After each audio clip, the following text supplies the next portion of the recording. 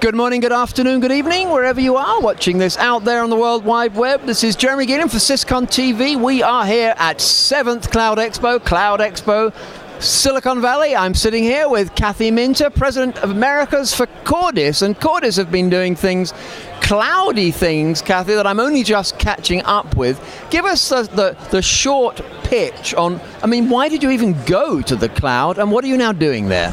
Thanks, Jeremy. Well, it's great to see you again here out in San Fran.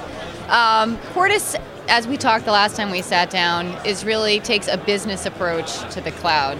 And it's about how do you leverage all of this amazing technology that is being displayed, around this show today. So you're thinking that we're there, but we're not necessarily clear how best to use it? Yeah, I was thinking, where is this show going to go, actually, from Cloud Expo? Where is the evolution? Because the cloud is now it's been an amazing thing that it's here, as I said, and it's something that everyone is actually more comfortable with in terms of moving ahead. So where Cordys really plays is thinking about that. How do you get more from the cloud services that you have now up and running? So when you talk about virtualizing your environment or outsourcing or providing infrastructure as a service, where Cordys plays in is that business process in the cloud, the BPM in the cloud, and the ability to connect cloud services together in an enterprise. So we're always focused on the business and providing business value. It's about bottom line results. So where we've really been saying is, it's an amazing opportunity to take cloud technologies that in a lot of ways have been rooted in the consumer sector, like a Facebook, Twitter, etc., and apply those technologies in a business setting and make your business more effective.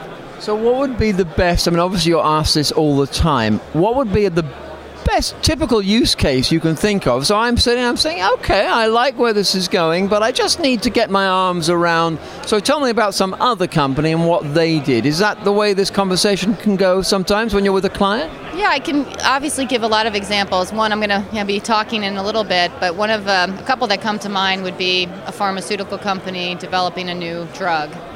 Today, it's a very laborious process between the research and development facilities worldwide, as well as the regulatory process that you go through. An example is the professors within the labs have their lab notes that are with hands, and then there's universities globally that have access to research data that might be in China, that may be in India, that may be in the US. And by using collaborative software that's available in the cloud, that entire process can be captured, and the collaboration that can take place now between doctors and research facilities, capturing lab notes which initiate that next step in the approval process. Try and synchronize it, because you're not going to find out about the note too late and go some other fork. Exactly, so that's a perfect use case of probably that drug development time can be cut just from the process of exchanging information and sharing information across the globe. And that's all possible because of the cloud. Another example would be in Asia right now, people are buying life insurance over the internet. So what used to be a very personalized process with an agent coming to a home, discussing very personal information, is now actually being done online by more tech-savvy consumers.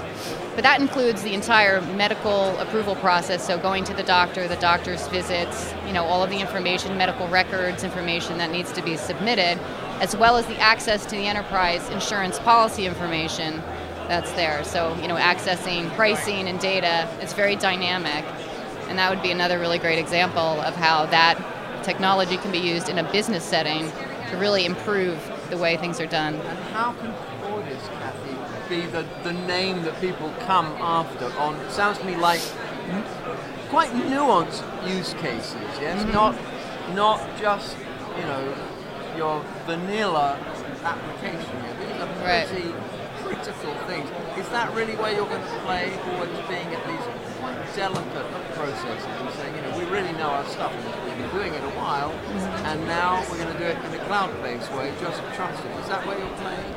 I think to make the cloud hit the next level, you need to have workflow, and you need to connect processes together, and that's where Cordys plays.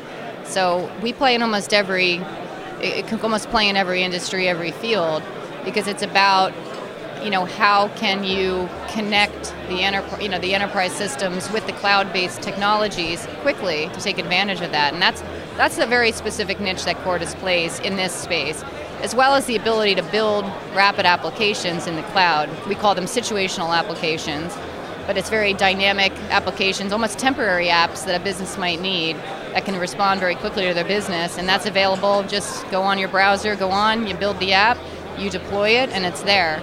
That's another, I think, really key area that we're focused on. Do you remember the moment at Cordys internally where you realized that the cloud really was going to be transformational, and perhaps didn't have any idea in what direction, but it was clear that we're going to have to watch, adapt, go with it? Do you remember that moment? Because I'm always looking for the timeline, really, of when cloud has got the traction it has gotten.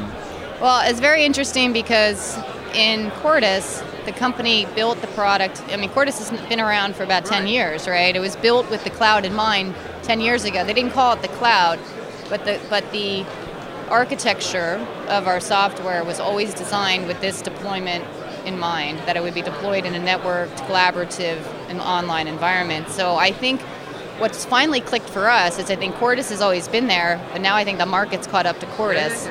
So now next year, I see a great opportunity that people, when I started at Cordys a couple years ago, I was talking about cloud computing, and people were really kind of looking at me a little strange. And now... We know that feeling. You know that feeling. Now it's like, let me hear more.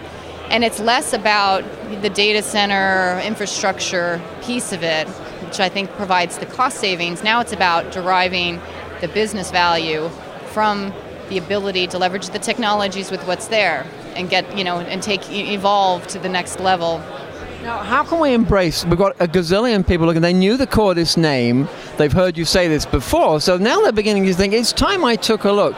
We send them over to Cordys.com, but where should we send them? Have you yet got, this is Jeremy's obsession, have you yet got Cordys.com/cloud?